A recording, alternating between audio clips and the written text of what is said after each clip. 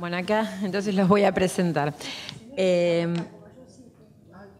Laura Giaco, profesora de Letras de la Universidad Nacional de La Plata. Actualmente es profesora adscripta a la Cátedra de Literatura Argentina I y becaria de posgrado de la Universidad Nacional de La Plata. Se encuentra realizando el doctorado en Letras en la misma unidad académica sobre escritores viajeros en Argentina en torno al centenario.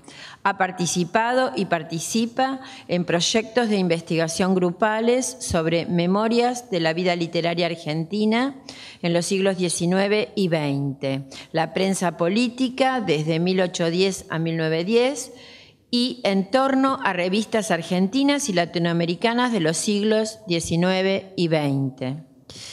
Después tenemos a Graciela Barcala, licenciada en Bibliotecología. Se desempeñó como responsable de la Biblioteca de la Academia Nacional de la Historia y en otras prestigiosas instituciones. Ha sido docente de cursos nacionales e internacionales, consultora de Cancillería, publicó en colaboración el Tesauro de Historia Argentina y presentó investigaciones en revistas y congresos. Y por último tenemos a Sebastián Román. Es doctor en Comunicación Social por la Universidad Nacional de Rosario, coordinador de las cátedras Semiótica y Análisis del Discurso en la Universidad Autónoma de Entre Ríos. Es secretario de Investigación y Posgrado de la Facultad de Ciencias de la Educación, Universidad Nacional de Entre Ríos. Es director, miembro de comité académico y docente en maestrías y doctorados. Realizó estancias de investigación y dictó conferencias en la Universidad de París, Sorbonne, París 4, en la Universidad Libre de Berlín, en el Instituto Iberoamericano de Berlín y en la Universidad de Santiago de Compostela. Desde hace 20 años se dedica a la investigación sobre historia educativa y cultural argentina del siglo XIX y primeras décadas del XX, con énfasis en la cuestión del viaje como umbral de contactos culturales y en la historia de la cultura escrita y la cultura visual en ese período, desde una perspectiva semiótico-discursiva. Es autor del libro Discursos en viaje, contactos culturales y figuras del otro en la Argentina del siglo XIX, publicado por Editorial Biblos, Buenos Aires, 2012. Se encuentra trabajando actualmente en la edición y dirección de su segundo libro sobre la cuestión del viaje y los viajeros. Bueno, antes que nada quería agradecerle a Mirta por haberme dado la posibilidad de participar en el evento. Bueno, el título de mi trabajo se llama Escritores viajeros en Argentina en torno al centenario, itinerarios, sociabilidad y relatos de viaje. A partir de las últimas décadas del siglo XIX, se observa en Buenos Aires una notable modernización y embellecimiento de la ciudad, acorde con las innovaciones y modas arquitectónicas francesas e italianas. Esta europeización que sufrió la ciudad se vislumbró en algunas de las más significativas reformas, como la construcción de la Avenida de Mayo y del Paseo de Julio, la destrucción de la Recoba, que dividía en dos a la Plaza de Mayo, así como también en el diseño de espacios verdes y en el aspecto arquitectónico, el predominio del academicismo francés y del Art Nouveau. Paralelamente, en el campo cultural y a grandes rasgos, comenzaron a desarrollarse algunos procesos que se consolidarían en la primera década de 1900, como la expansión y modernización de la prensa periódica, la ampliación del público lector, la profesionalización del escritor, la emergencia de un mercado editorial, la afirmación del Teatro Nacional, la aparición de reivindicaciones corporativas, la fundación de instituciones culturales y la reconfiguración de formas de sociabilidad cultural. La llegada del siglo XX dio cuenta de la cercanía del aniversario de la Revolución de Mayo, y a partir de 1906, con la Comisión Central del Centenario, comenzaron los preparativos para el primer centenario de la Argentina. 1910 fue la fecha convenida por las clases dirigentes para festejar la nación y mostrar sus progresos al mundo. En otras palabras, y cito a Devoto, no se celebraba el pasado, sino que el pasado era una excusa para celebrar el presente. Cierro cita. Durante estos años, donde el ambiente estaba impregnado por este espíritu del centenario, no solo se llevó a cabo una construcción simbólica de relatos, ensayos, imágenes y mitos relativos a la identidad nacional, sino que se erigió a Buenos Aires como un escenario con el fin de realizar allí la ostentosa celebración. Como se observa en la guía Programa de los Festejos Oficiales del Centenario y en la memoria de la Comisión del Centenario al Poder Ejecutivo, 2 libros oficiales, los festejos del centenario incluyeron una exposición internacional, varios congresos internacionales, unos Juegos Olímpicos, concursos, certámenes literarios, festejos multitudinarios y la visita de delegaciones políticas. En medio de este ambiente festivo que propiciaban las clases dirigentes, tanto antes de 1910 como los prolegómenos del centenario, y más que nada porque ya en 1914 se estaba conformando la Comisión del Centenario de la Independencia, a festejarse en 1916, arribaron al país una gran cantidad de personalidades de la cultura, entre los que se encontraban varios escritores de gran renombre en la época, provenientes de Europa, como Anatole France, Georges Clemenceau, Vicente Blasco Ibáñez, Ramón del Valle Inclán, Edmundo de Amiquis, Rubén Darío y Enrique Gómez Carrillo. Escritores viajeros en torno al centenario.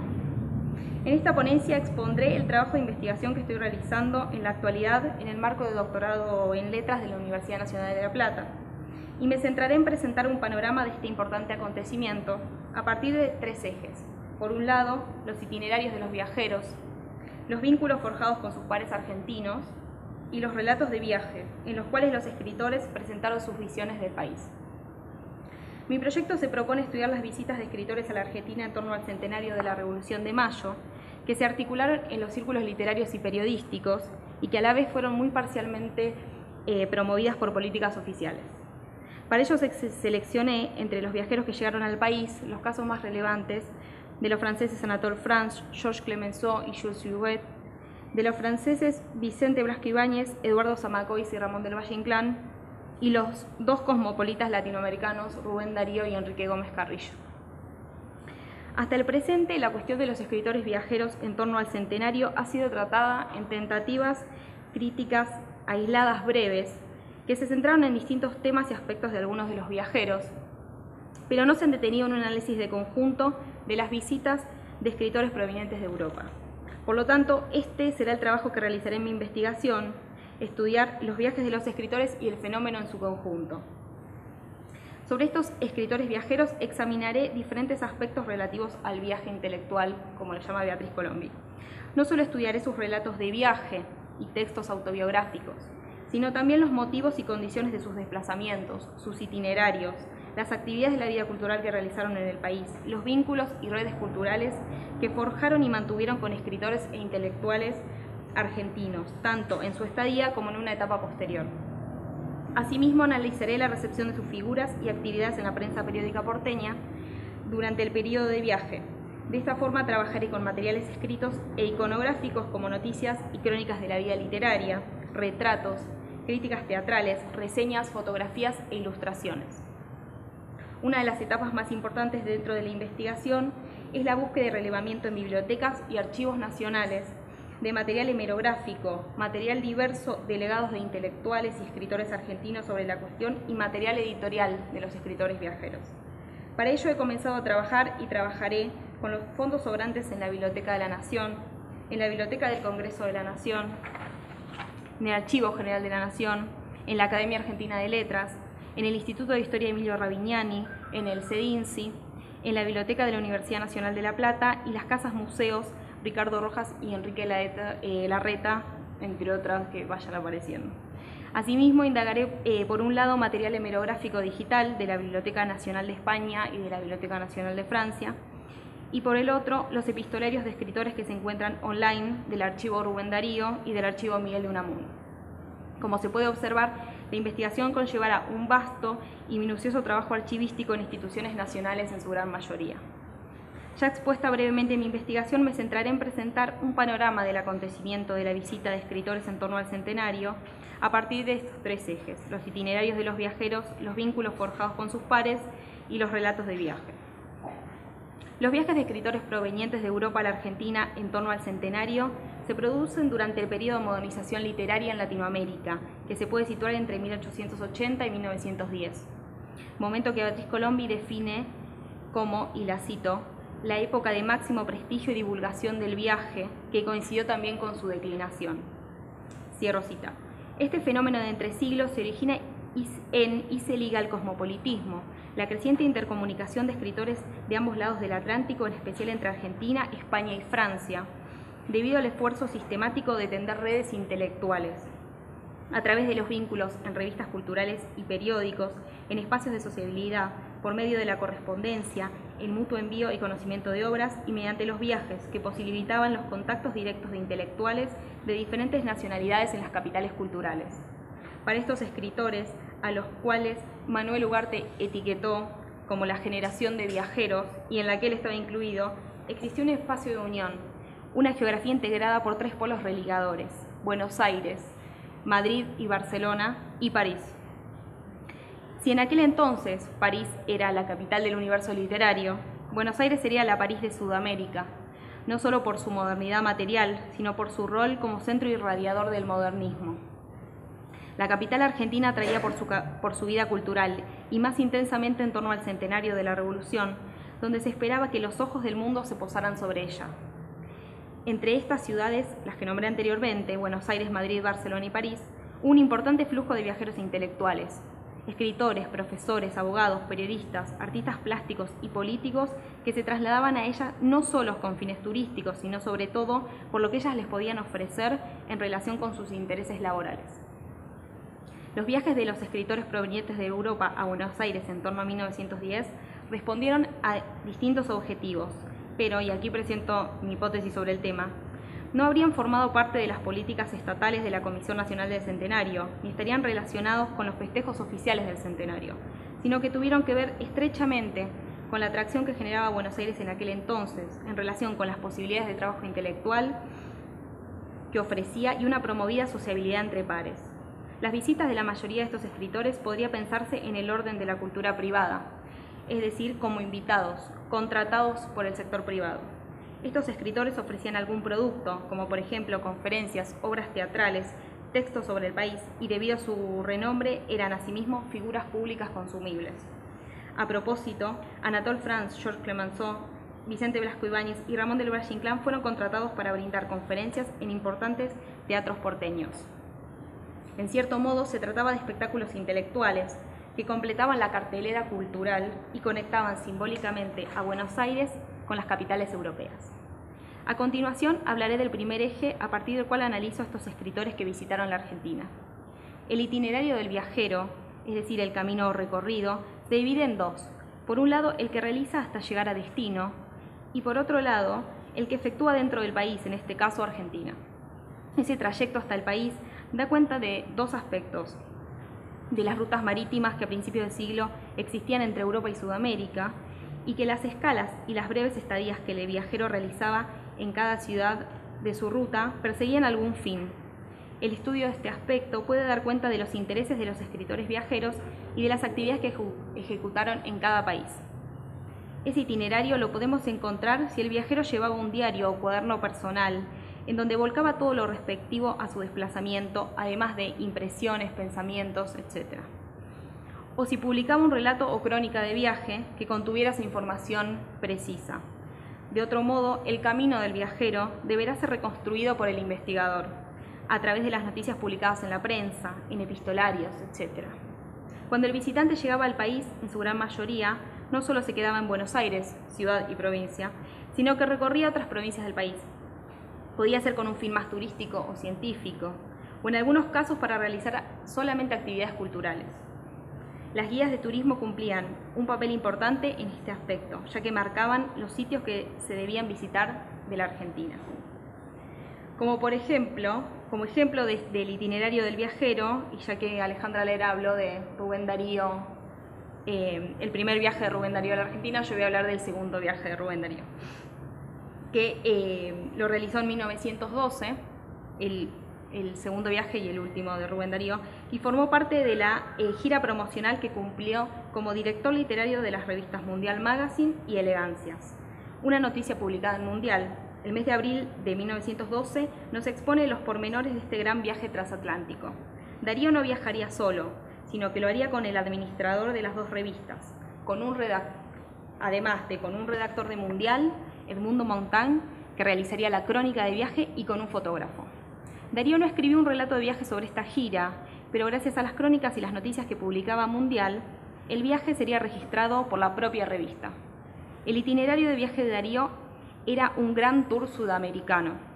La noticia de abril de 1912 decía que visitarían Río de Janeiro, San Pablo, Santos, Montevideo, el Salto Oriental, Buenos Aires y las principales provincias argentinas, deteniéndose en Córdoba antes de pasar la cordillera y llegar a Santiago de Chile y Valparaíso. Ya en este texto se preveía la actividad principal que Darío llevaría a cabo. En las ciudades más importantes de cada país, decía la revista, dar conferencias y lecturas. Posteriormente, y con el viaje en curso, Mundial Magazine iría publicando los detalles de la gira.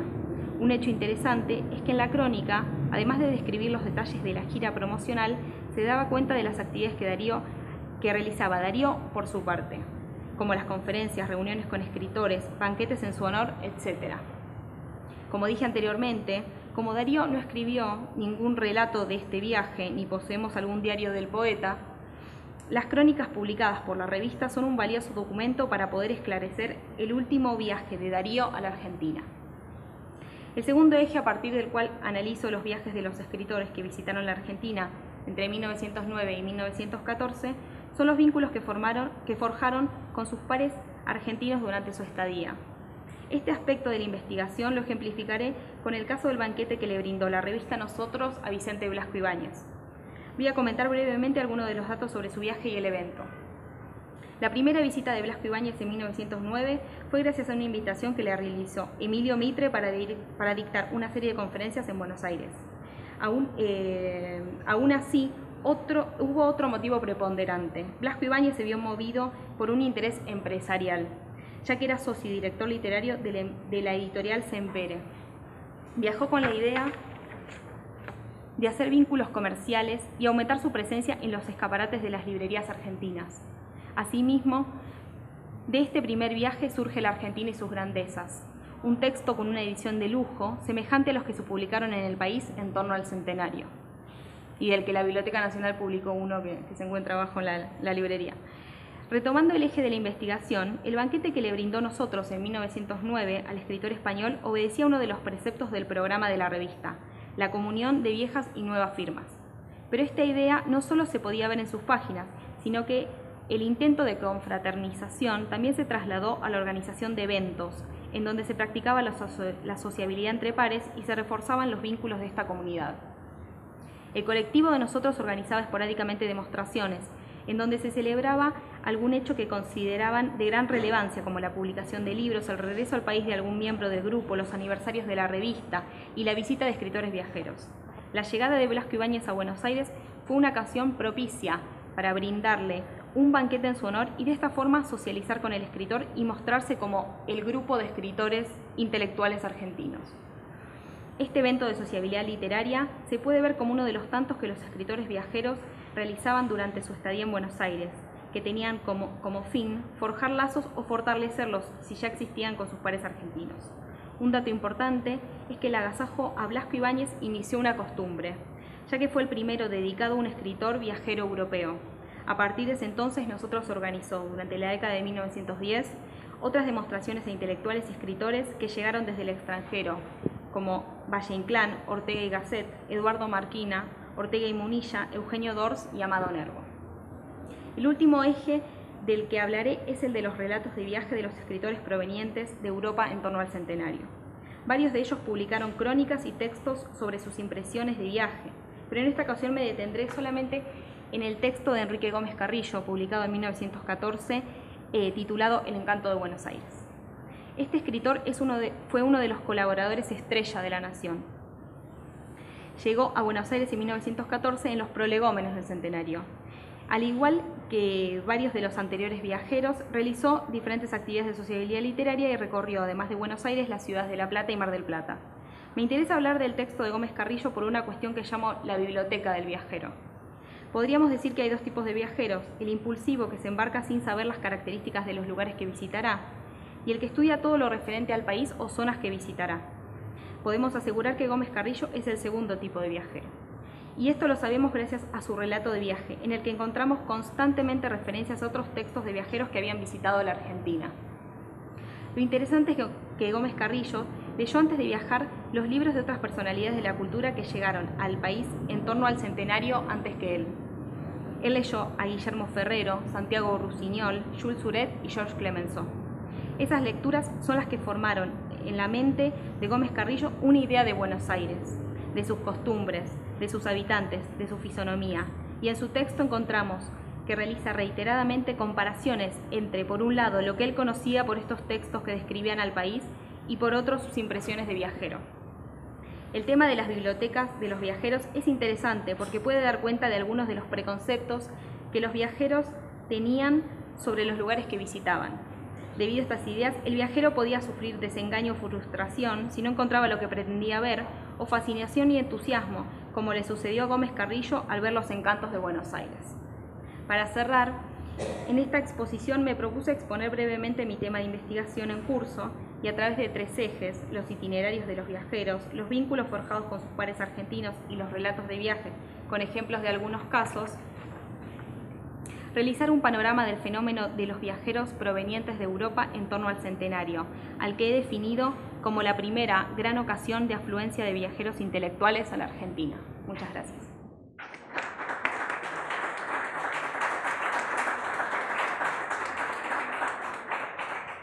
Transmitirle un poco algunos pasos que me sorprendieron notablemente cuando inicié la investigación. Me sorprendió, sí, porque yo tenía como motivo disparador la presencia de un viejo tío que le he comentado con el grupo de viajeros, que era viajante de comercio.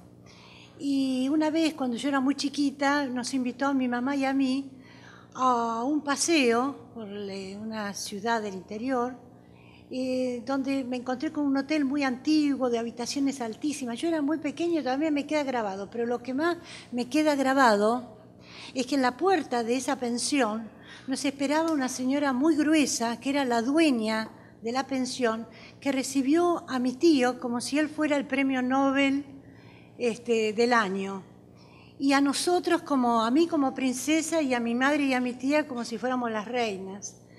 Y tales las atenciones, los almuerzos y los momentos que hemos pasado, nunca me los pude borrar de la memoria. Entonces ahora yo dije, ¿por qué el viajante de comercio no tiene una presencia en la literatura o en los recuerdos o en las investigaciones? Y ahí es donde me llevé la gran sorpresa, porque hay una enorme cantidad de escritores, de viajantes de la literatura, viajantes de la palabra, que utilizan a los personajes viajantes de comercio para situaciones serias, delicadas, disparatadas y absurdas. Una situación que me sorprendió vivamente, y les digo más, esta investigación da para muchísimo más, pero como no es mi tema escribir, me es muy difícil seguir adelante sin tiempo y voluntad para hacerlo. El viajante de comercio se lo conoce a través de siglos y siglos, y de hecho a mí me gusta siempre plantear qué son las cosas con una definición para ponernos todos de acuerdo. Dice que el viajante es un dependiente comercial que hace viajes para negociar ventas o compras, con lo cual todos estamos de acuerdo, que forma parte de la familia de los viajeros, pero son tales o cuales y diferentes. La variedad de viajantes es enorme. He encontrado corredores que van y vienen con pedidos que hace la gente de los pequeños pueblos. Algunos de ustedes deben vivir en ciudades del interior, y en especial aquellos que viven en ciudades más pequeñas, que aún el viajante es esperado porque ese viajante va a traer el repuesto para el auto, o el repuesto o la medicina que necesitan, o el corte de tela para el vestido de novia, o tantas otras situaciones. No solo ese viajante es corredor, que puede traer también servicios. Por ejemplo, un mecánico que recorre el país de una marca determinada, un mecánico automotor o mecánico de industrias, agentes representantes, es decir, agentes de harinas, de aceites, de medicinas, de aspirinas, de lo que ustedes quieran ocurrir, se les pueda ocurrir, corredores domiciliarios, aquellos que tocaban el timbre en casa por casa y donde algunos de ustedes a lo mejor en sus primeras infancias recordarán que mamá compraba libros. Bueno, ese era el personaje que tocaba el timbre en casa y le ofrecía libros y cobraba por mes. Y siempre los tenía enganchados. En nuestra casa se formaban las bibliotecas de aquellas colecciones. Hoy ya no es tan común, pero algunos deben guardar todavía en su casa algunas de estas colecciones. Es más, el diario La Nación traía con el diario libros que llegaban a sus casas en paquetes de correo, ¿no? Y también tenían los de planes de ahorro, bueno, los de rifas, viajantes de distinto tipo. Pero además, hoy ha pasado el tiempo y hay una asociación de viajantes con los cuales no los he convocado, les mandé un mail y no me contestaron, que tendrían que estar acá presentes para refutar o afirmar todo lo que yo digo, pero hoy no están. Bueno, esa asociación existe, pero antes de ese sindicato, ¿cómo venía la cosa? Vamos un poco de historia. Vamos a la historia argentina. En realidad dicen que, escuche, esto no tiene desperdicio, este párrafo que dice que en 1812 San Martín, con el primer viajante que registra la historia, se llama Paris Robertson, que alguno de ustedes, si ha seguido la bibliografía de viajero, tiene un libro hermosísimo. Bueno, este señor correteaba tejidos y lo invitó, San Martín lo invitó a presenciar el combate de San Lorenzo desde los techos del viejo convento. La vida de los viajantes ha sufrido desde ese entonces muchas remodelaciones. Esto se dice en el libro que cito acá abajo, en la introducción. O sea, fíjense, San Martín invitaba a un viajante del comercio como si fuera una obra de teatro. Vamos a ver el combate de San Lorenzo. Curioso, ¿no? Esta es una de las imágenes que me llamó la atención. Ahí está el viajante con su dichosa valija. En Peguajó, son los pequeños pueblos los que han recordado con más identidad. Todas las ciudades del interior los tienen y aún los tienen, pero son los pueblos del interior que tienen el recuerdo más preciso de ese personaje porque formaban parte con el tiempo de las familias, eran conocidos de la familia. Por ejemplo, y esto lo puedo afirmar porque en mi familia se contaba, que vendían luz, electricidad, cuando no la había. Y el viajante de la vieja compañía Chade, que hoy vendría a ser de Nor, de Sur, para captar nuevos clientes, les regalaban radios y planchas eléctricas a las amas de casa, en ciudades del campo sobre todo. Era común el rechazo inicial a tales innovaciones. La señora decía, ¿para qué quiero una plancha eléctrica? Si yo con la plancha a carbón voy perfecto. Y en la radio, como nunca había existido, ¿para qué querían una radio? Cuando la radio era después, al poco tiempo de tenerlas instaladas, motivo de reunión de los pueblos. Había una radio para el pueblo. No estamos hablando de 200, 300, estamos hablando de menos de 100 años para acá, menos de 100. Los viajantes no solo vendían electricidad, sino que aprovechaban el viaje y vendían ropas, remedios o simplemente comisionistas. Mire, don Juan, usted que va a la ciudad, ¿me puede traer tal cosa, tal otra? La diferencia de la compra y la venta, este señor se ganaba unos pesitos. ¿Qué vendían? Vendían, acá me encantó el dibujito, porque por las buenas o por las malas, vendían en las cajitas, y bueno, chocolates, botones, hilos, música, discos, gramófonos, y ahí sale como de la galera, cualquier cosa. Tenían fama, algunos de ellos, de ser verdaderos engatusadores, y venían con el tema de no más calvicie, o termine con el remedio, no va a tener más ataques de hígado, y venían con las grandes pócimas que hoy en día lo suplantan otros personajes. Pero en aquel momento el Señor venía con sus valijas llenas de remedios que salvaban y curaban de cualquier cosa que podría haber en la ciudad. ¿Cómo se movían estos pobres? Esta gente, a mí me dio una tristeza tremenda, sus vidas muy sufridas, se trasladaban pobremente, cuidando su dinero, tenían fama de tacaños. ¿Por qué de tacaños? Porque tenían que cuidar el peso muchísimo, ellos tenían que comer e instalarse en los hoteles, malos hoteles, y se movían en general cuando los trenes existían con las grandes formaciones. Este es un boleto, fíjense de dónde hasta dónde, ruta 2, así los conocemos bien, Chascomús a Lezama. Hoy pasamos por Lezama rápidamente. Bueno, aquel señor se tomaba un trencito desde una localidad a la otra y se instalaba. Luego, fíjense que no hace tanto, esto es una historia viva, reciente, están todos los sobrevivientes. Actualmente es un oficio que es común. Entre el año 1969 y 1992 existió el famoso tren Cinta de Plata que unía todo el país, desde Buenos Aires hasta el norte.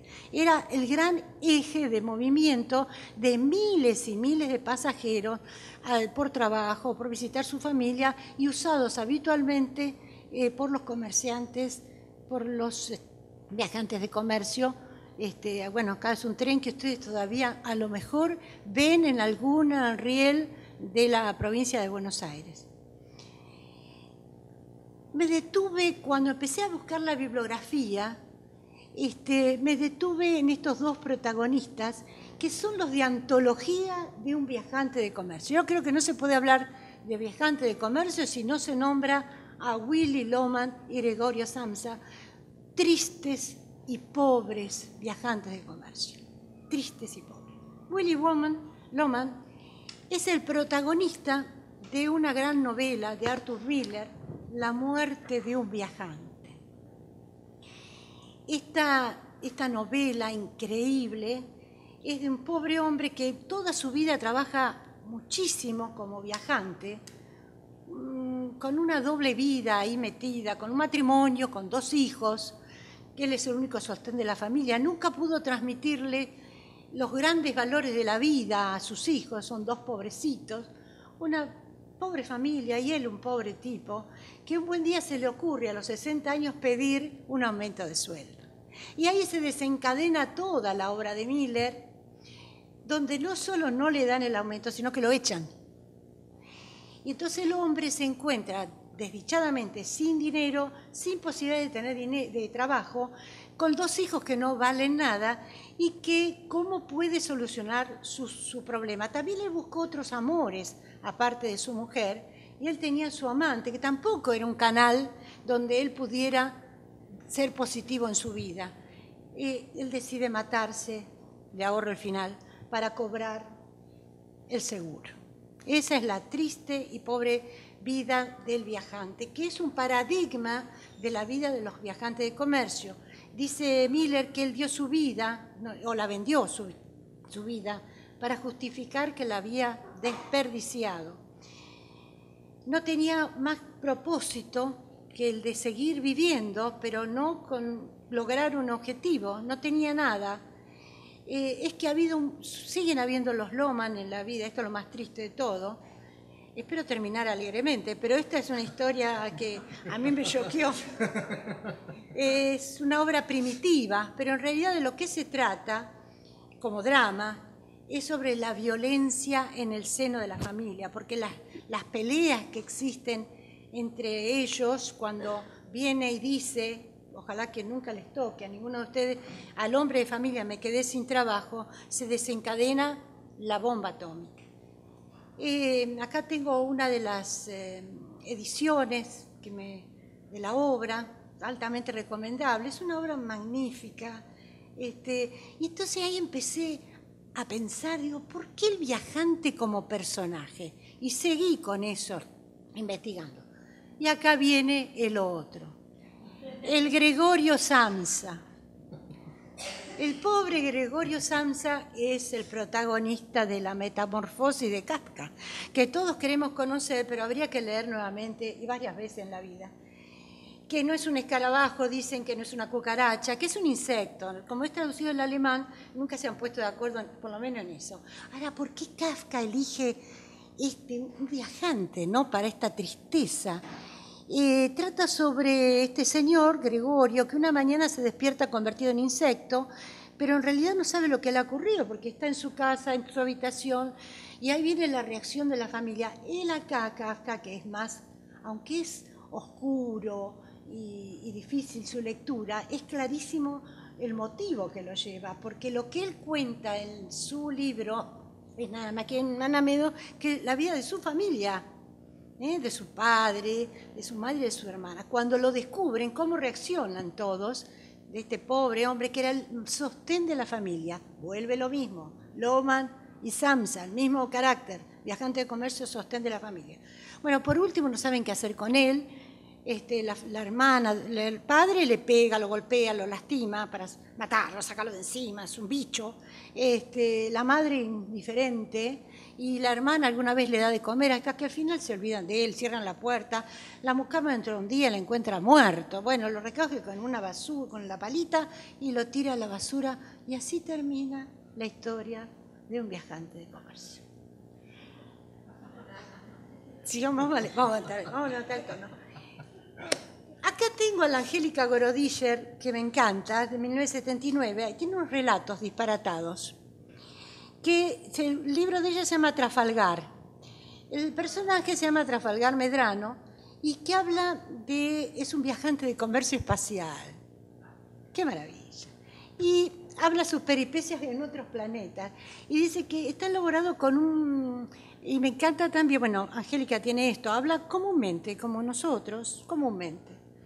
También descubrí que Isidro Bleinstein es un viajante de comercio y en sus libros también lo cita. Curiosamente, ellos dos es gente del interior del país. Ahora vamos a ver otros. Piglia, cuando se inicia, escribe el libro Broly Argentino, donde habla de viajante de comercio, pero en realidad lo que sucede es que él es un joven que viene a Buenos Aires y que se instala en dos pensiones a la vez, una en la ciudad de Buenos Aires y otra en La Plata, donde da clases. ¿Qué tipo de hoteles usa? Ahí viene lo que siempre hemos oído cuando vamos, el hotel de viajantes de comercio. Una vez llegué a Trelew y me dijeron, no, a ese hotel no vayas, porque es un hotel de viajantes de comercio, me dijeron. Y ahí empecé a asociar. Después voy a hablar un poco más con Soriano. Yo estoy enamorada de Soriano y ahora más, porque me puse a leer cosas de él que me parecieron magníficas y muy atinada para esto. Muy bien. Entonces, Rodari, cuentos por teléfono. Rodari cuenta de un viajante de comercio que no puede ver a su hija. Entonces, ¿qué hace? Le cuenta por teléfono todos los días un cuentito. Todos los días. Y por último, de la cual también estoy muy enamorada, Julio Cortázar, quien tuve el gusto de conocer. Y vamos a una parte de un relato que todos hemos leído. Y si no lo leímos, decimos que sí, porque queda bien. Que es La Autopista del Sur. Un hombre con aire de viajante de comercio. Ya vamos con dos cosas. Hotel de viajante de comercio, un hombre con aire. Salió del DKB del auto para contarles, ¿se acuerdan que en la autopista se habían parado, había una gran cantidad de autos? Y era para contarles, dice, que alguien había llegado un rato antes con la noticia de que un Piper, una avioneta, se había estrellado en plena autopista y había varios muertos. Ustedes saben bien que eso no sucedió, pero no fue así, nunca se supo, pero en realidad un hombre con aire de viajante. En Historia de cronopios y de fama, y a mí también volvamos a ver qué es un cronopio, porque después me olvido y hablo de cosas que no me acuerdo, es una noción creada por Cortázar, que son seres verdes y húmedos, de acuerdo a lo imaginado por este autor, que nunca dio demasiada precisión. Pero de ese libro, vamos a leer esto. Se sabe de un viajante de comercio a quien le empezó a doler la muñeca izquierda, justamente debajo del reloj pulsera. Al arrancarse el reloj, saltó la sangre. La herida mostraba huellas de dientes muy finas. El médico examina, tranquiliza, su voz grave y cordial precede a los medicamentos. de cuando en cuando alza la cabeza, el médico sonríe, alentándonos, no es nada, no es de cuidado, en una semana estaremos bien, nos arrellanamos en nuestro sillón felices, miramos distraídamente el entorno, de pronto, en la penumbra, debajo de la mesa, vemos las piernas del médico, se ha subido los pantalones hasta los muslos y tiene medias de mujer. Ese es Cortázar en Historia de Cronopio, pero pone de protagonista a un viajante de comercio. Yo creo que es como un comodín este personaje. Y ahora avanzamos hacia quien también forma parte de las cosas que yo más quiero, que es Boquitas Pintadas. Yo creo que cada tema que tocamos en nuestra vida tiene algo que ver con Boquitas Pintadas. Bueno, Manuel Puig vivió en Villegas, General Villegas, pero él le dice Vallejos. Bueno, ahí Juan Carlos, el protagonista, está enamorado de Nené, pero Nené él es infiel con otros. Bueno, al final Nené escapa de Vallejos, Villegas. ¿Con quién escapa? Porque Nené trabajaba, la protagonista, en Albarato Argentino. Albarato Argentino es las tiendas, como Gatti Chávez Vieja, Gatti Chávez Ojaros. Bueno, se conoció a un viajante de comercio y huye de Villegas, donde se casa con un pobre viajante que le hace la vida imposible y termina tristemente. Dice la bibliotecaria que explica, la bibliotecaria de Villegas Vallejos, ¿no? Explica que el viajante era una persona clave en la época, estamos hablando del 40, el 30, ¿no? Por ahí. Tanto que había una fiesta anual del viajante. Luego de la campaña del Roca, contra los Ranqueles, gran parte de las tierras del partido fueron subastadas en Londres. Muchas fueron vendidas a argentinos, pero muchas a ingleses, ¿no? Y que eran abastecidas por viajantes de comercio. O sea, se dio la simbiosis, conquista del desierto, civilización, requerimientos, insumos y presencia de estos personajes. Vendrían acompañados con el cura y el médico, pero bueno, en este caso estamos hablando de viajantes.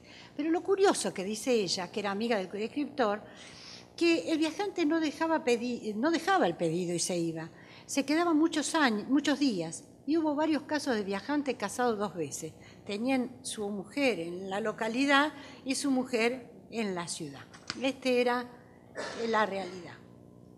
Rápidamente hay un cuento de Castellani que habla de un duende, que todos estaban asustados en un tren. Finalmente el fantasma se dirige a la pobre y asustada dama en los términos más corteses. Señorita, dice, el organdí rojo azafrán le va a sentar muy bien. Si me permite, vea esta muestrita. Si vendía algo, su alma descansaría en paz, y así fue. Señores, miren mi muestrita, otro viajante ahí, pobrecito, tratando de vender.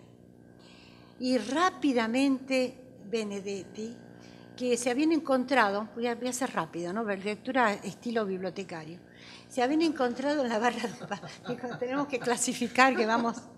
Se habían encontrado en la barra de un bar con otro personaje y se habían puesto a tomar cerveza. Al parecer el flaco era escritor, el otro era un señor cualquiera. No bien supo, el flaco era literato, el señor cualquiera empezó a elogiar la condición de artista, eso que llaman el sencillo privilegio de poder escribir. No se crea el flaco, le dice que es para tanto. Hay momentos de desamparo.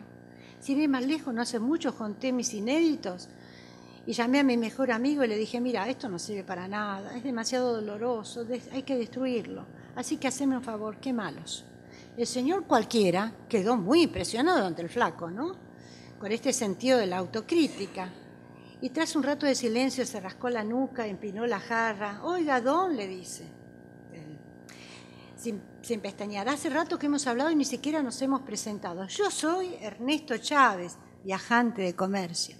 Y le tiende la mano. Mucho gusto, dice el otro, con sus huesos, sus dedos huesudos. Frank Casca para servirle. Y Benedetti no es anecdótico, él conoce muy bien la obra de Casca, por eso eligió el personaje viajante de comercio como una relación a la metamorfosis.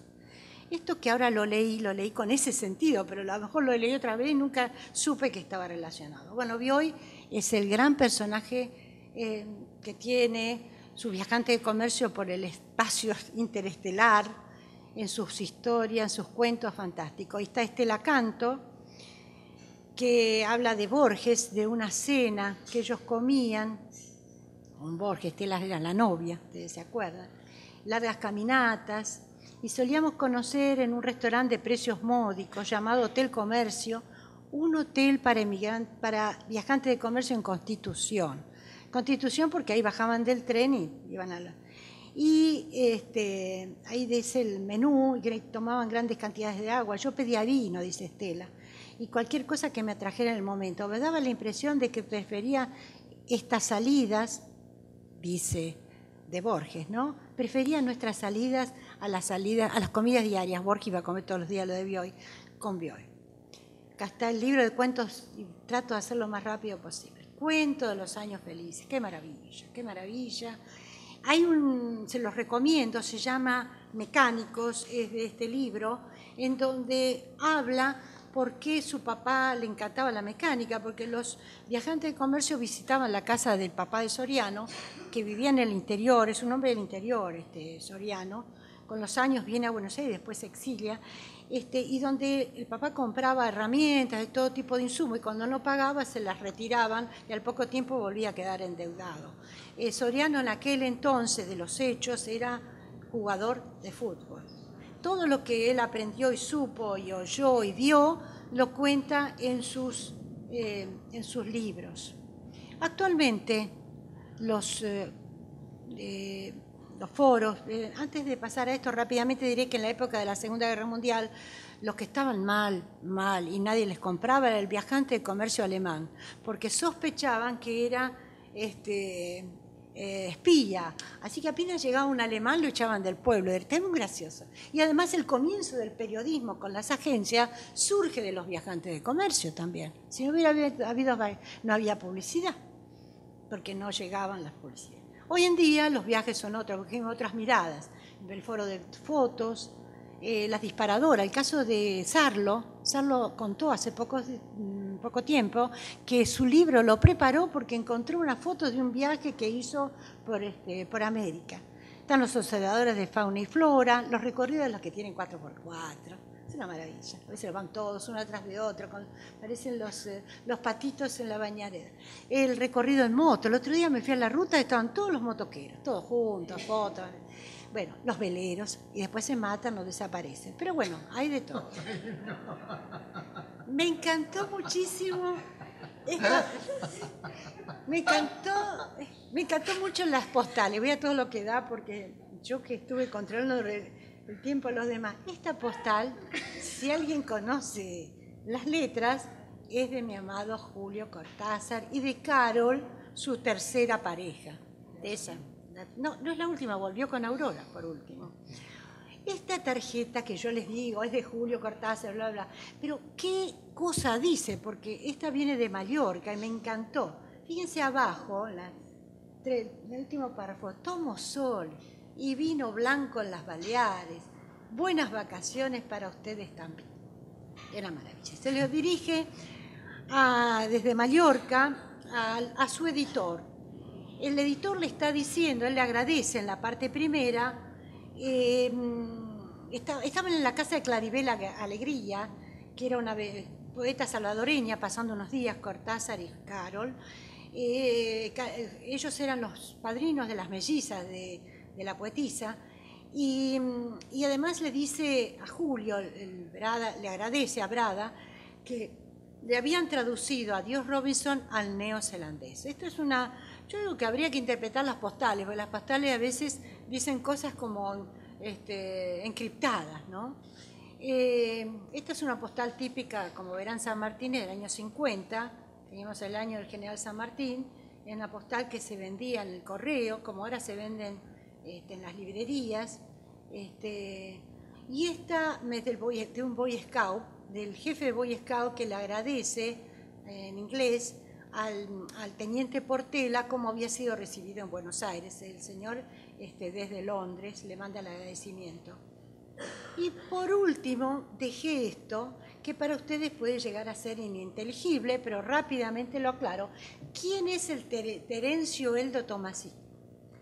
Este señor es un comerciante, es en realidad un viajante de comercio que se presenta al puerto de Buenos Aires con este documento para salir del país en 1946-7. Esto es del 45, pero un par de años después, y después lo vuelve a usar. Este documento pertenece a José María Rosa, el historiador, que como cuando viene la Revolución Libertadora tiene que huir de Buenos Aires, se enmascara como viajante de comercio y con este nombre para poder salir del país. Yo lo que tengo la sensación, después de haber trabajado con este tema, es que es una muletilla que han usado muchísimos autores, el mismo Soriano lo ha hecho varias veces,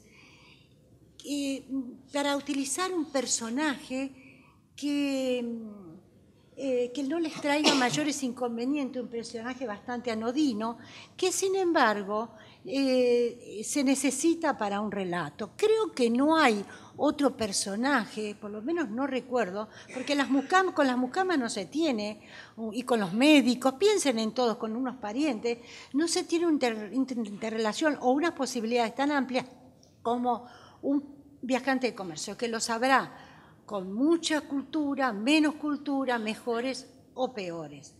Esta es la gran incógnita que hoy me queda. Muchas gracias.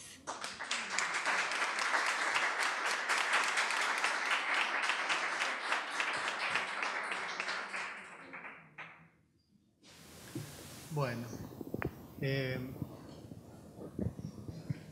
buenas tardes a todos. Yo no creo alcanzar el tono ameno de la colega, además para el cierre de la mesa. Pero bueno, en primer lugar, agradecerles por la invitación. Un placer haber conocido a la gente de la Biblioteca Nacional y reencontrarme con Martín Paz también. Bueno, yo lo que he traído para compartir con ustedes son algunos resultados de investigaciones en curso, una con algún nivel de desarrollo, otra muy inicial, pero no quería dejar de comentarla, sobre todo por un poco la convocatoria, ¿no? Esta cuestión de un recorrido por los fondos documentales del país. Yo soy paranaense. Y si bien justamente la línea que más he desarrollado en investigación tiene que ver con un corpus conformado en el Instituto Iberoamericano de Berlín, con sorpresa luego volviendo después de muchos años al Museo Histórico Martiniano Leguizamón, el Museo Histórico de Entre Ríos, Martiniano Leguizamón, veo que encuentro algunas, en los pliegues del archivo, de allí el modo en que nombré esta intervención, encuentro algunas de estas fuentes justamente en lugares, digamos, como bastante marginales del archivo, ¿no? Y en ese sentido, quería como ponerlo en valor a eso, ¿no? Me parece que allí hay un trabajo por hacer en relación con eso, y que, bueno, generó en mí, digamos, bastante sorpresa. Era un archivo en el cual yo había estado trabajando hace 15, 20 años por otros temas, y en ese momento eran fuentes, estas de los viajeros, quiero decir, absolutamente invisibilizadas, ¿no? Me parece con digamos, esta nueva impulso que han tenido los estudios sobre el viaje, justamente también la lógica del archivo ha tenido como una redistribución y ha ido generando otras visibilidades, ¿no? En esos pliegues. Básicamente decía que quisiera como situar mi intervención en el marco de dos proyectos de investigación. Uno se llama Discursos de Viajeros Europeos y Cultura Escrita en Argentina entre 1810 y 1910, y justamente la idea era traer a cuenta algunas fuentes, les decía, halladas, ¿no? en estas nuevas exploraciones en el Martiniano Leguizamón. Una es la Confederación Argentina de Alfred Dugratty, un viajero belga, que se publicó en 1858. Otra es, bueno, que ha sido recientemente editada, 2008, bueno, ¿no? 2008 por la Academia Nacional de la Historia, justamente. Otra es son fuentes que yo trabajé, digamos, tiempo atrás, ¿no? Antes de estas reediciones, justamente. Otra es el Manual Geográfico y Estadístico de la Confederación Argentina, de un viajero francés que fue Martín de Mussy, publicada en 1861 y 1864, son 3 tomos, y el Atlas en el 67. Un poco lo que quería hacer era proponer como una lectura que yo he hecho de esas fuentes a partir de la organización de una serie, y que casualmente y retroactivamente, encuentro que esa serie armada de manera bastante azarosa tenía que ver con estos ejemplares que aparecían en el Martiano de Leguizamón, ¿no?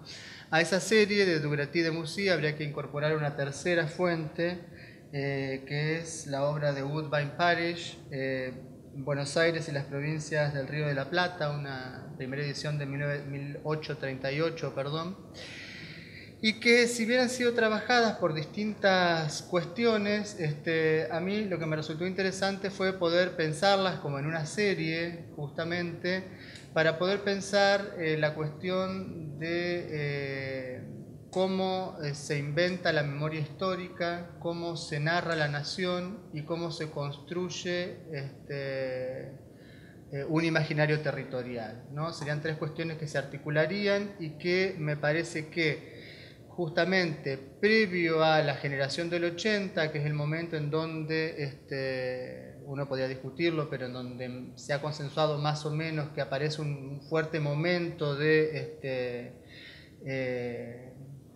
poder pensar a lo que hoy es Argentina como una nación moderna, uno podría ver, ¿no? unas décadas antes ya intervenciones de estos viajeros en ese sentido, reitero, en los modos de pensar un pasado histórico común, la construcción de una memoria histórica y la invención de una nación. En ese sentido es que yo ubicaría en el centro de la serie la obra de Alfred Dugratí, este viajero belga, que luego de un paso por el Brasil llega a la Confederación Argentina y se alía a las fuerzas de Urquiza, ¿sí? En 1850-51, y que a partir de Caseros, ¿no? Y de el momento en que Paraná funciona como capital provisoria de la Confederación Argentina, pasa a ser uno de los brazos, digamos, de la mano derecha de Urquiza, ¿sí? En ese sentido, justamente, Urquiza va a depositar en Dugratí una tarea que fue llevada con más o menos suerte, según como se la lea, que tenía que ver con lograr generar una versión del pasado histórico en clave confederal, ¿no? Justamente en 1852, Rosas había hecho traducir la obra de Parish, que mencionaba hace un momento, Buenos Aires y las provincias del Río de la Plata, es un nombre más largo, pero para abreviarlo, que decía, ya databa de 1838, pero que justamente por el estrecho vínculo de Parish, que había sido cónsul, ¿no? en estas latitudes, con Rosas va a hacer, digamos, justamente de la traducción de esta obra de Parish, ¿no? La versión, su versión de la memoria de un pasado histórico de la Revolución de Mayo en adelante, sobre todo. Urquiza advierte rápidamente que el triunfo en Caseros no va a bastar para poder avanzar con lo que él pretendía fuera un proyecto confederal, y le va a asignar a este belga Dugratí, a partir de una serie de exploraciones que él va haciendo. Dugratí era ministro de Minas y fue designado por Urquiza el primer director del Museo de la Confederación. Había hecho una serie de recorridos por las provincias de la Confederación Argentina, y justamente a partir de estos viajes exploratorios de Dugratí, Urquiza le va a encargar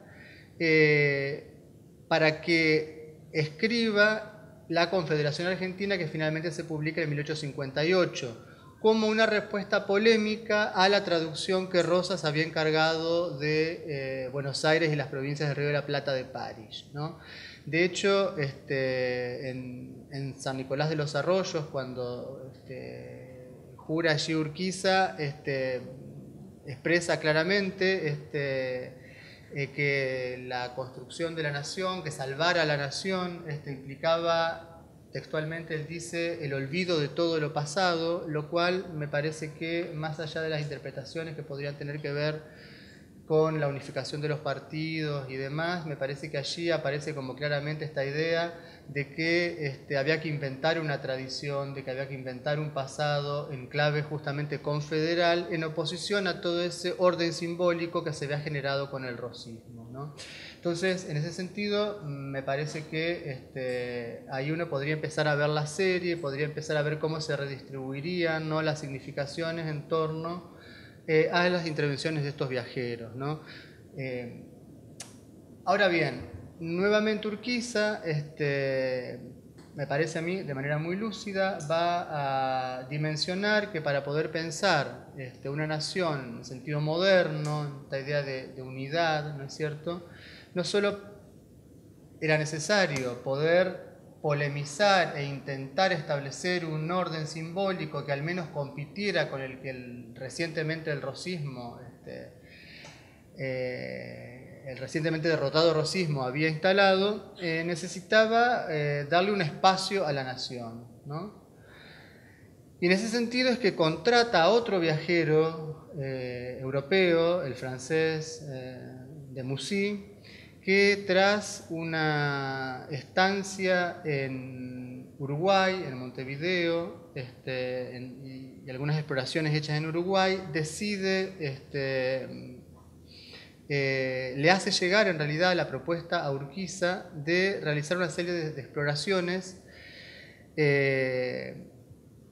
a fin de llevar adelante la empresa, la monumental empresa que va a resultar en los 3 tomos y el atlas del Manual Geográfico y Estadístico de la Confederación Argentina.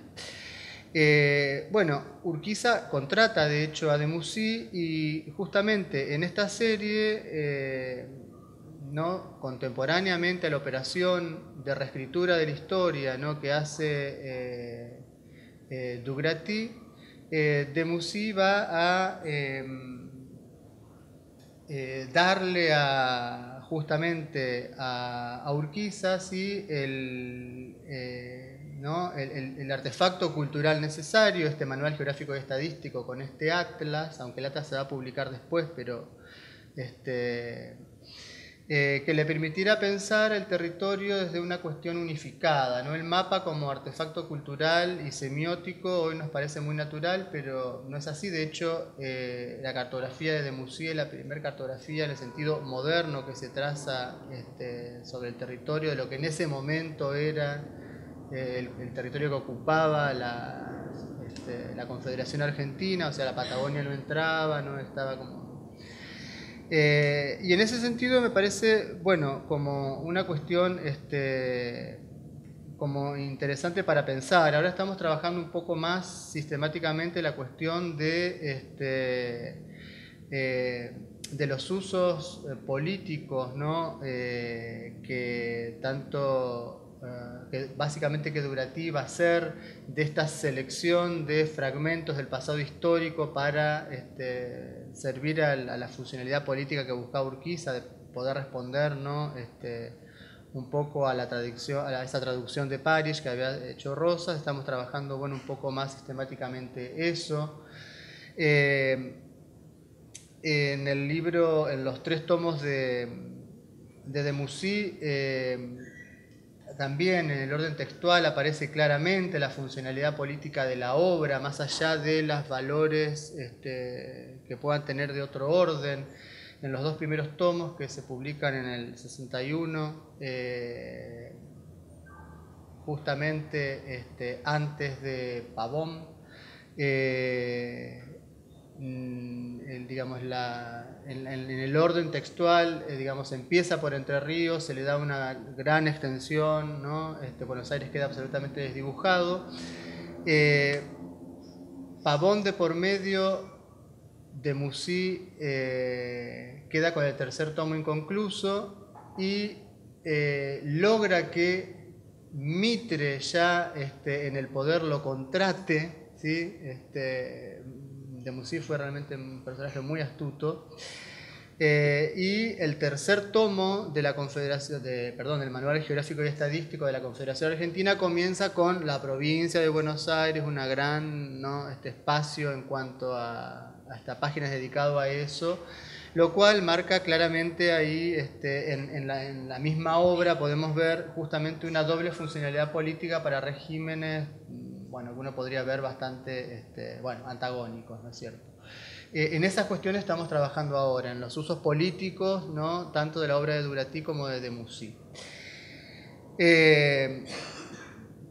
Bien, la segunda línea que quería compartir con ustedes tiene que ver con la figura de otro personaje que ha sido muy estudiado por los historiadores y por los estudiosos de la historiografía argentina, que es Benigno Teijeiro Martínez, ¿sí?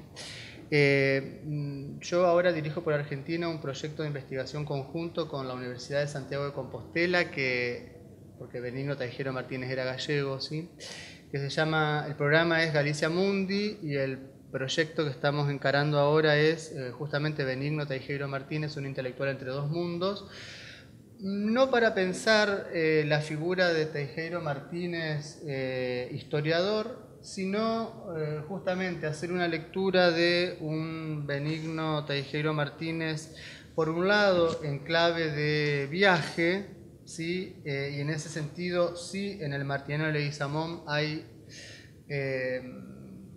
gran parte de la biblioteca de Teijeiro Martínez, la otra parte la tiene la familia, los Martínez Soler, que están todavía, bueno, ahora Marcelo Martínez Soler es cónsul en Panamá, pero el resto de la familia sigue en Entre Ríos, que tiene la otra parte de la biblioteca, y analizar algunas obras que si uno pensara en términos más de canon, pensaríamos que ocuparían los lugares nuevamente marginales del canon de Teijeiro Martínez, ¿no? El gran historiador de Entre Ríos, aquel del cual Mitre dice Entre Ríos no tuvo historia hasta que la escribió Teijeiro Martínez, y todo lo que sabemos en relación con eso. Pero tiene varias obras, algunas inéditas, ¿sí? Inédita, por ejemplo, en 1871 parece que escribe De Cuba a España, impresiones de viaje, porque Teijeiro Martínez, él nace en Santa Marta de Ortigueira, en A Coruña, ¿no? En el 46, y en el 69, en el 70 en realidad, hace un primer viaje a Cuba, regresa a España, en 1873 hace un segundo viaje a América, está primero en Uruguay, en Montevideo, luego viaja al Paraguay y finalmente se instala en Concepción del Uruguay, en la costa del río Uruguay entrerriana, ¿no? Entonces, bueno, de este primer viaje, él tiene estas impresiones de viaje de Cuba a España, es un material que todavía no hemos tenido acceso. Es inédito y yo estoy tratando de ver si en los fondos de la familia están, porque hasta ahora en el Martiniano de Leguizamón no lo hemos podido encontrar. En el 73 publica otras impresiones de viaje en la campaña oriental. Se nota que durante su estancia en la República Oriental del Uruguay realiza una serie de viajes que le llevan a producir esta obra. Un paraíso americano es otra obra del mismo año, del 73, reimpreso en 1880, Viaje a la América Septentrional. Y luego uno podría encontrar una serie de descripciones físicas, memorias descriptivas y demás, en donde más allá de que tienen un componente más de viajes científico-naturalista, uno encuentra digamos, una trama discursiva bastante compleja, en donde, más allá de esta pretensión ¿no? De cientificidad objetiva y demás, se filtra todo el tiempo un fuerte componente narrativo, descriptivo, de valoraciones y demás, que permite trabajar, bueno, muchas cuestiones. Eso es un corpus que estamos recién estudiando, viendo, digamos, cómo, en realidad no es un corpus, estamos trabajando sobre ese archivo para ver cómo terminamos de recortar un corpus, digamos. Estamos en ese momento de operación metodológica. Y decía, es un aspecto de Teijero Martínez que no está trabajado, eso lo estamos trabajando al hilo con la figura de Teijero Martínez pedagogo, ¿sí? Porque mi intuición es que su perfil de pedagogo ha tenido que ver con su perfil de viajero, por la producción posterior, por lo que he visto hasta el momento. Y bueno, es otra cantera realmente que hay, me parece, como para ser trabajada en este archivo paranaense, ¿no? Bueno, para terminar, no quisiera dejar de mencionar, y disculpen la digresión, volver a la línea anterior, no a estos viajeros Dugratí y Demussy, uno belga y el otro francés, que más allá de que su lugar en la historia de la cultura escrita, un poco esto que mencionaba recién, cómo armar esta serie, cómo pensar estos diálogos polémicos entre las obras, ¿no? Estamos trabajando actualmente en clave de los estudios visuales, ¿no? De la cultura visual, porque justamente Dugratí va a ser el encargado, a quien se le encarga la organización del pabellón de la Confederación Argentina en la Exposición Universal de París de 1855. En donde justamente Dugratí va a hacer una operación de puesta en escena de la nación, ya no de narración de la nación, sino de puesta en escena de la nación, en donde la Confederación Argentina aparece ligada fuertemente a una metáfora de una gran cantera, ¿no? Esto tiene que ver obviamente con lo que les comentaba antes. Dugratí fue ministro de Minas, de hecho todo lo que lleva a la muestra para el stand de la Confederación del 55 son minerales, y en la propia la Confederación Argentina, ¿sí?, que mencionaba recién, Dugratí le dedica un espacio a esta cuestión, a cómo organiza ese stand y demás. Y hay una representación allí de la nación como una cantera, ¿no?, de la riqueza en cuanto a cantera mineral. Esto obviamente tiene que ver con también lo que ya sabemos, de que todavía creo que estábamos en los, digamos, no en el momento de auge, como a lo mejor la década digamos, las décadas más inmediatamente post-independentistas, pero sí toda la estela de las inversiones inglesas en minas y demás. Entonces me parece que había una cuestión allí de una cierta funcionalidad para ambas, ¿no?, costas del océano. Por un lado, en relación a la operación de Urquiza, que ya mencionaba recién, y a su vez hacia afuera como una especie de propaganda de posibles inversiones mineras todavía aquí. Y en el caso de Demussy, va a organizar el stand de la Confederación de la Exposición Universal de París de 1867. Es muy interesante la operación que hace Demussy allí, para trabajarla en diálogo con otras operaciones vinculadas a la política cultural de ese momento.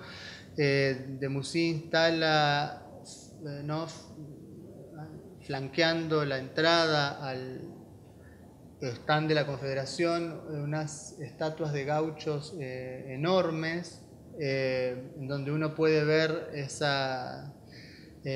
algunas de ellas como, ¿no?, con esta cosa casi sarmientina del orientalismo en el gaucho. No sabe si son árabes o gauchos los que están montados en el caballo. Hay una cuestión allí como muy interesante.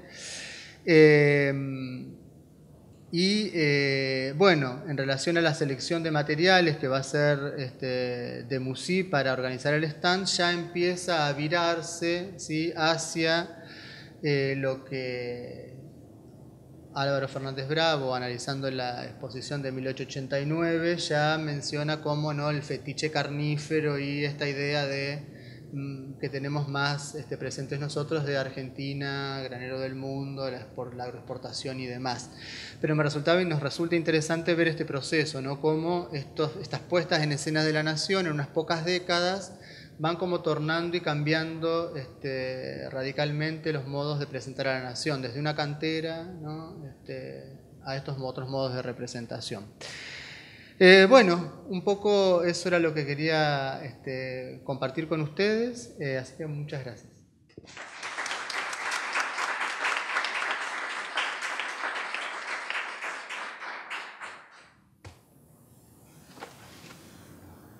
Ese es Benigno T, ¿no? Benigno Sí. T. ¿Cómo sabía ese nombre?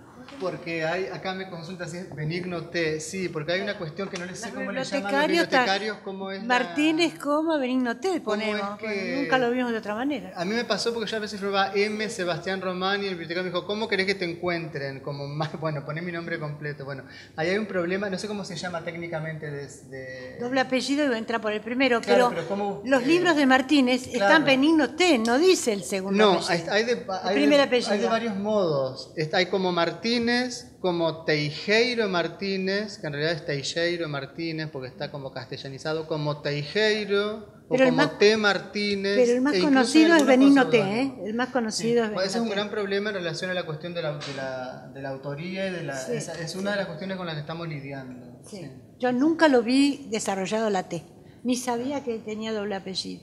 Y es un libro muy común, ¿no? Los que tienen biblioteca de historias todos lo tienen. Sí. Sí, tiene mucha producción tiene una vastísima producción, además de la famosa historia de Entre Ríos, tiene mucha producción de textos escolares, de manuales no solo de historia, de aritmética, de geografía, de una cosa... Y la pregunta que me gustaría hacerte es, ¿hay fotos de la exposición universal de 1855? No, de la del 55 no. ¿Cómo sabés de los gauchos? No, esa es la del 67. Ah, 67. En la del 67, para la del 55 no hay fotos, sí está en Paraná, que ahora está, no sé si fue donación de esta biblioteca, bueno, porque estaba el Nacional Argentino, el periódico que estaba microfilmado, que yo lo vi en el año 94-95 y después durante 10-15 años estuvo inaccesible. Ahora, no sé si la Biblioteca Nacional, no recuerdo, se me hizo un lapsus. Este año hubo una donación de la microfilmación, parece del Nacional Argentino completo. Yo lo pude ver en Berlín, digamos, también. Ahí están todas las crónicas que Durativa haciendo de la exposición, pero no hay nada que tenga que ver con imágenes. ¿Y en el 67? En el 67, sí, en la Biblioteca Nacional de Francia está todo lo que tiene que ver con los periódicos de la exposición, en donde está toda la iconografía, inclusive un investigador amateur de aquí me cedió generosamente una foto, un daguerrotipo, no sé bien la técnica en ese momento, que compró en New York al modo de postal, que era la de uno de los gauchos, porque eran 3 gauchos. La de uno de los gauchos. Nunca la había visto. Y están en los digo porque son de gran formato, ¿no? En los catálogos y las publicaciones de la del 67. Ahí está todo, está la figura de los 3 gauchos y del pabellón de la Confederación, propiamente.